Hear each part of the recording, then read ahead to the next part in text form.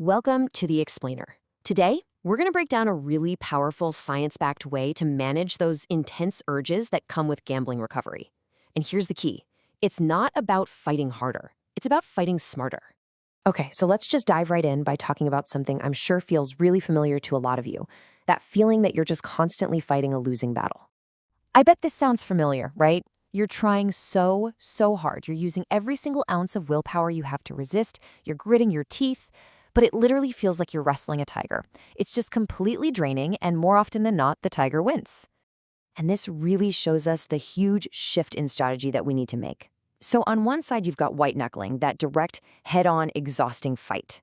The problem is, this leads to something psychologists call ego depletion, which basically means your self-control, it's like a battery, and it just runs out. But on the other side, we have urge surfing. Now, this isn't about fighting at all. It's about stepping back and observing the urge, which saves all that mental energy, and believe me, is way more effective. So let's look at how this all works by really understanding what an urge actually is, from a scientific point of view. And this is where the game totally changes, because when you understand your opponent, you can finally figure out how to beat it. An urge feels like a direct order, doesn't it? Like your brain is yelling at you and you have to obey. But what neuroscience shows us is that it's not a command at all. It's just a temporary signal. It's a totally predictable spike in dopamine that gets set off by a trigger. It's just your brain mistakenly shouting, "Hey, relief is over there," based on old, faulty wiring. It's a signal, not a sentence. And what's really powerful is just how predictable this whole thing is. Every single urge, I don't care how intense it feels in the moment, every one of them follows this exact same pattern. It's like a bell curve. It rises, it hits a peak, and now this is the most important part, it will always fall on its own if you just don't act on it. It has a beginning, a middle, and an end. Always. This really just nails the long-term benefit here. See, this isn't just about getting through the next 5 minutes. Every single time you ride out that wave without caving, you are actively retraining your brain. You're teaching it over and over that this urge is just a false alarm. That process, it's called extinction, and it's exactly how you shrink the power of future craving.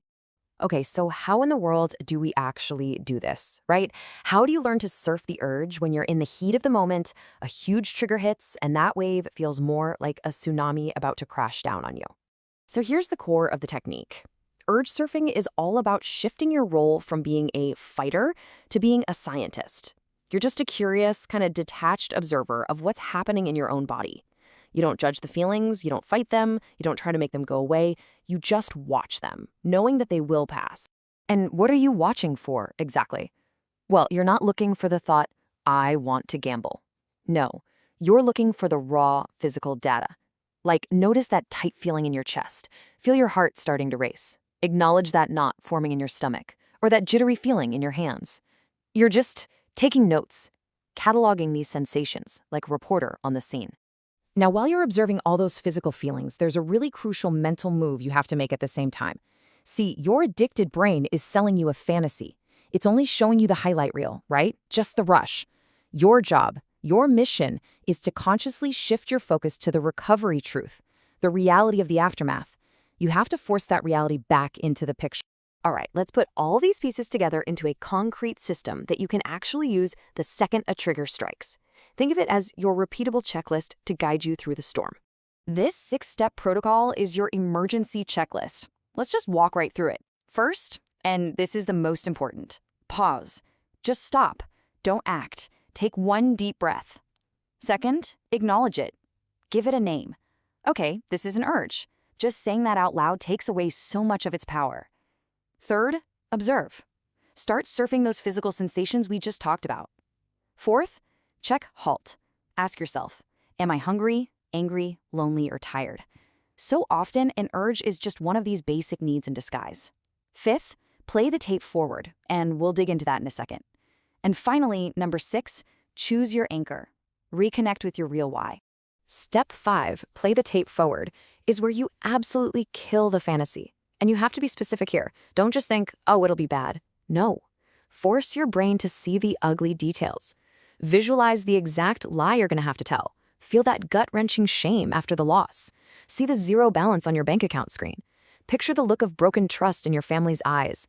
This is what reintroduces reality and just slams the brakes on that dopamine rush.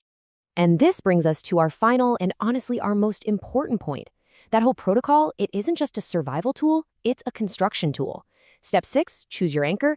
That's the bridge from just surviving the moment to actively building the life you actually want. And what's so essential to remember is this. Every single urge you successfully surf is a vote. It's a vote for the person you want to become. It's a real, concrete action that proves you're becoming a safe person for your family, a trustworthy partner, a present parent. You're not just avoiding a negative thing, you are actively building a new, positive identity. So we'll leave you with this final thought. By using these tools, you can completely reframe this whole experience. An urge stops being this terrifying threat, and instead, it becomes a chance. It's an opportunity to practice, to strengthen that recovery muscle, and to prove to yourself, one wave at a time, that you are the one in control.